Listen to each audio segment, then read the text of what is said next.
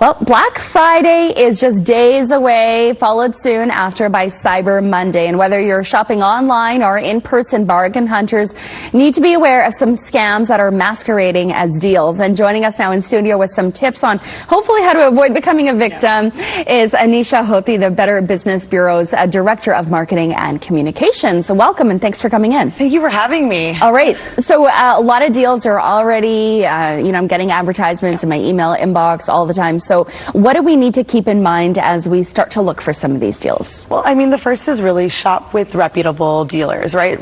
Retailers that you know, that you can trust, that you can at least look into. You're going to get these online pop-ups and it's a great deal, right? You're on Instagram, you're on social media, and all of a sudden something pops up and you're like, wow, that's cool and I should buy that. But does that business, is that business someone you know? Can you look into them? BBB.org gives business profiles for basically every business, whether they're accredited or not. And you can see if they've got a history of complaints. If we don't have them, go online, search the company name with the word scam or fraud, just to find out. Because what people are doing is creating either lookalike websites, so they're mimicking a real big box retailer, or they're an entirely kind of off market, so they're not in Canada, they're somewhere else. They're saying it's a too good to be true deal, and then it doesn't ever get shipped to you. And that leads to the second one, which is use your credit card. If you're ever buying with, Visa debit or, e-transfer for whatever reason, or PayPal, it's not as secure. So whereas if you use your credit card, you don't get the item, you can actually call them and at least hopefully get your money back. And when it comes to these scams and those lookalike websites, what are the things that you want to watch out for? Yeah, this is a good one. So the email address, so if it comes to you as an email, really be mindful of the address. Does it have kind of odd numbers in it? Is it a little bit off? Is there one letter off? You have to be really diligent and look at it carefully.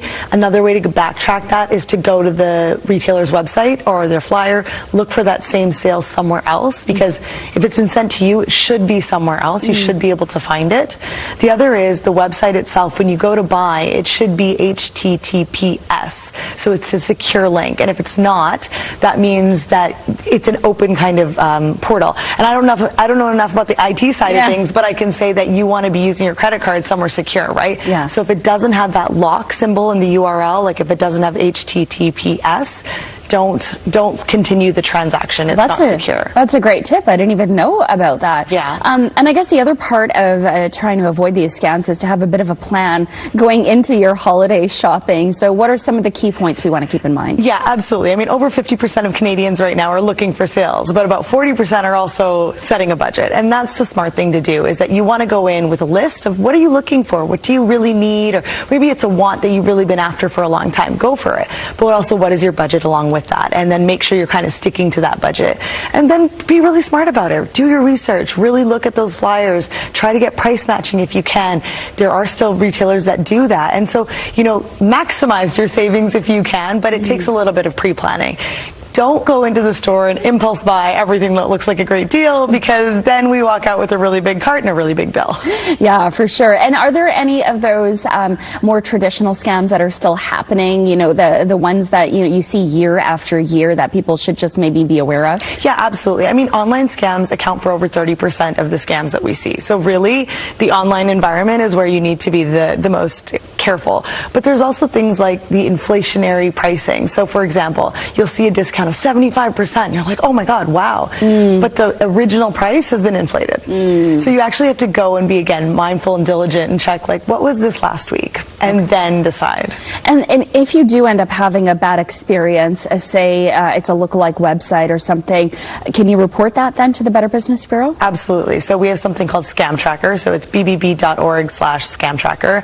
And you can put in if you've actually been defrauded or gone through a scam, or if you encountered it, but you got away from it, right? And just let us know.